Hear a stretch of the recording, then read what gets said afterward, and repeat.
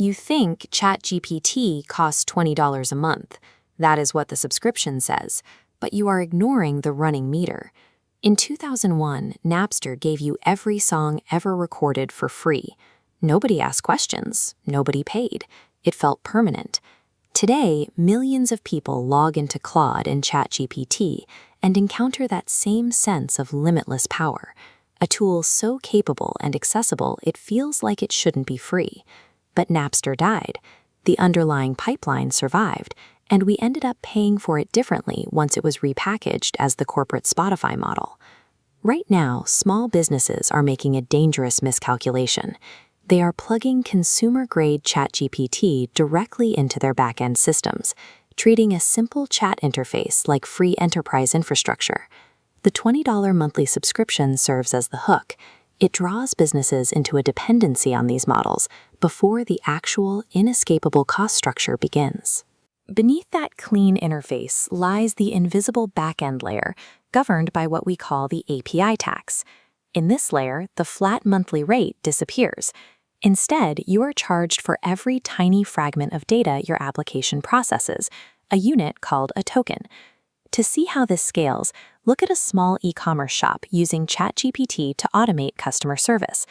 If they process a modest 1,000 requests a day, that baseline token usage quietly generates between $13 and $225 a month in fees, depending on the model.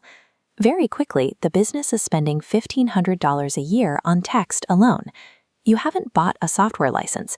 You have hooked your company up to a metered utility where every customer interaction draws directly from your profit margin. Recently, OpenAI aggressively slashed the cost of using their models, but this price drop is a calculated move, not a gesture of goodwill. This chart shows the recent pricing shift. The cost for the GPT-4o API plummeted by 50%, dropping to $2.50 per million input tokens. This is a volume play. They are driving the price down to capture total market share, ensuring that every new AI application runs exclusively through their pipes. Then comes the trap, the batch API. They offer an additional 50% discount if you allow them to process non-urgent jobs within 24 hours. To access that discount, you have to rewire your entire production infrastructure to fit OpenAI's specific pipeline requirements. By rebuilding your core systems to chase a temporary discount, you walk directly into architectural lock-in. Spotify secured its dominance by controlling the distribution pipeline.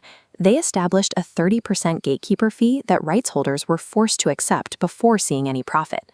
OpenAI is positioning itself to be the pipeline owner for the entire AI economy. In this system, the businesses building on these APIs are the artists. They are the ones who will be squeezed.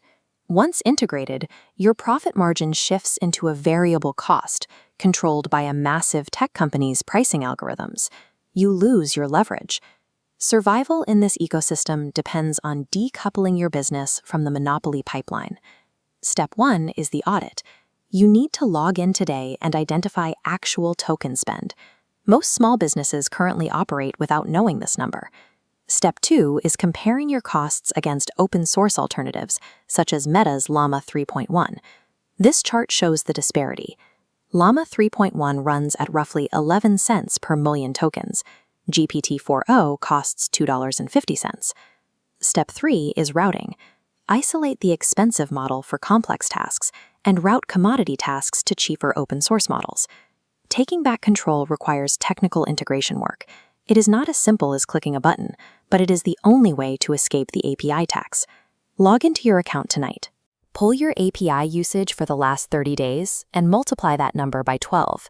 That resulting number is your true hidden structural exposure. In the year 2001, over 80 million Napster users were absolutely convinced that their free ride would never end. The convenience of today's AI tools feels permanent. It stays that way right up until the day it isn't, and the bill comes due.